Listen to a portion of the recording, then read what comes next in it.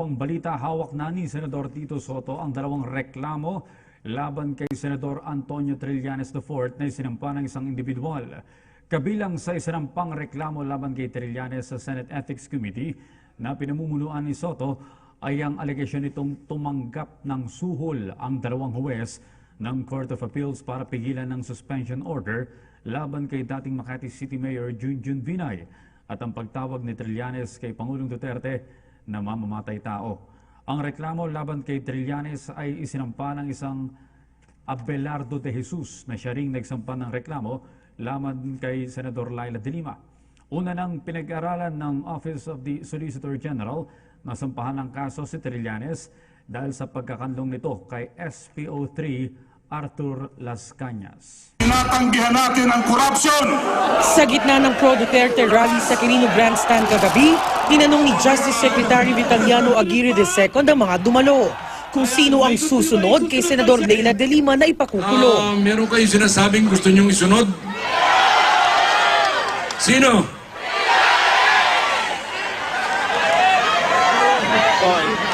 Tulungan ninyo ako, ha?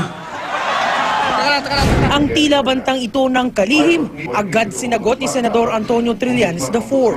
Sa panayam ng Super Radyo DZBB, sinabi ni Trillanes na hindi raw siya patitinag. Alam nyo, sa totoo lang galing din ito mismo sa mga informanti ko, kasama na si Las Cañas, actually ako yung uunahin dapat kasi gusto nga ako ipatumba, hindi kakasuhan kundi ipapatay.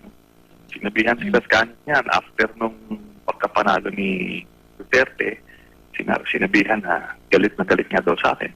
So gusto ako ipapatay. Magandang araw po dyan sa Pilipinas. Good evening dito sa Amerika. Meron lang ako akong kasagutan dun sa press con ngayon na ginawa ni itong gonggong na senador dyan na si Sonny Trillanes. Inaakusahan na naman niya si Presidente na hindi pa raw nilalabas yung 2 billion mahigit na pera sa bangko. Tangin na itong taon to. Alam mo, Sonny Trillanes, hindi na kita gagalangin dahil wala ka namang kwentang senador.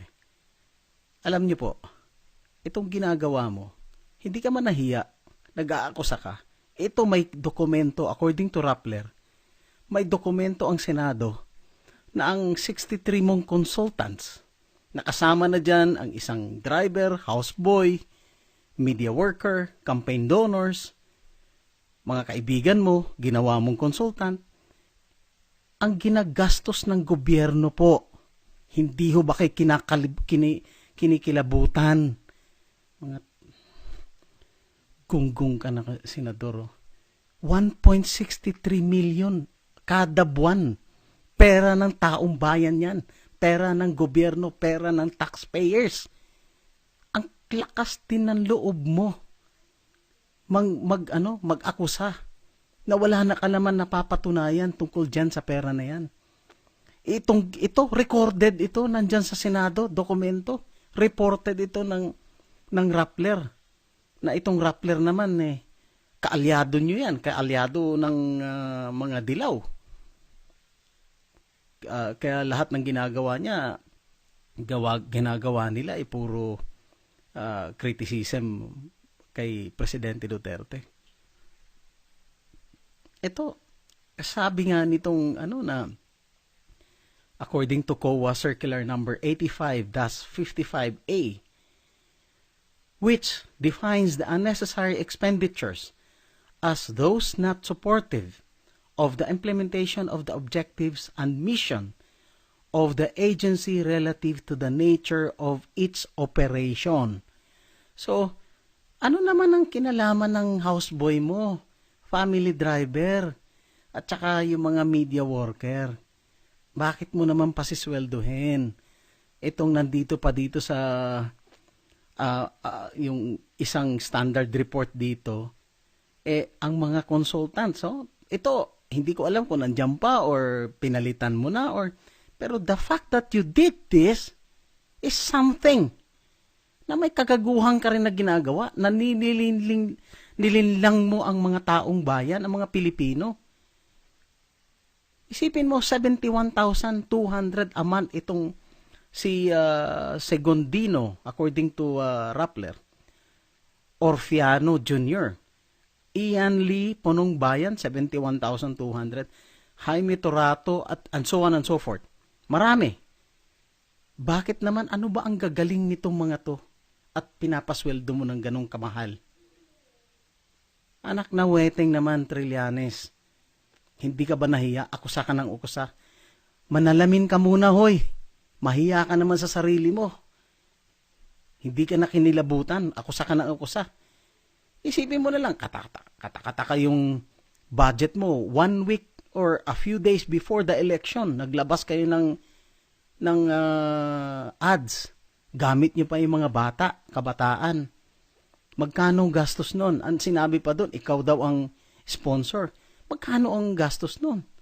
That is, kulang-kulang 20 million mahigit. Saan mo kinuha ang pera? Anak ng pusa. Tapos nga, ang lakas ng loob mo mag-ganon. Desperado ka. Alam mo, mahiya ka naman. Dahil malapit na makulong yung mga kasamahan mo na iba dyan. Kaya ka desperado. Dinadivert mo ang atensyon. Yan ang style nyo dati pa. Mga dilaw kayo, mga hinayupa kayo. Yan ang ginagawa nyo. Dinadivert nyo.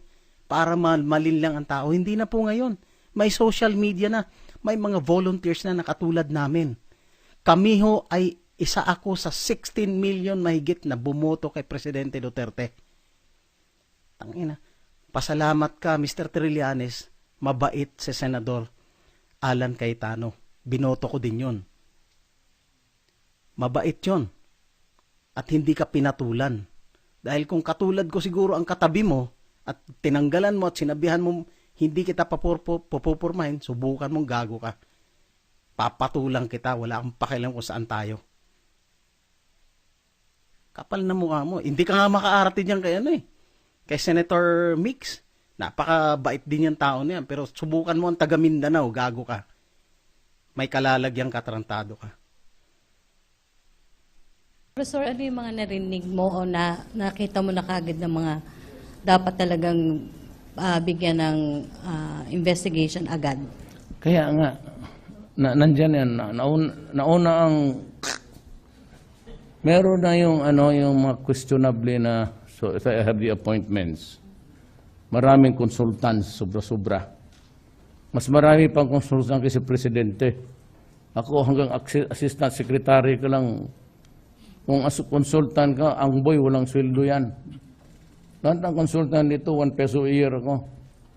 Yan, nababasa ko na. Sabi, dahan-dahan lang. Of course, ang pinakamahirap dyan, Rocky, ang contracts. Because you have to, yung sa itong, mahirap kasi itong 3019, is it the anti-graft law? 3019? Mahirap yung nila, to the prejudice of another. Napakahirap niyan. Mas mabuti pa babalik tayo doon sa revised penal code. Kaya some other time, I'll talk about Pangilinan and how this country became. Bakit nawala yung sense of accountability ng mga anak natin? You go in and out of prison every day. And you cannot do anything. You can commit the most heinous crime. Rapin mo, patayin mo, nakawin mo pa, following day he goes out. That's how it was. So you produce a generation of people who never had any sense or even an inkling of what the word accountability means. To criticize. That was the law that produced a generation of criminals.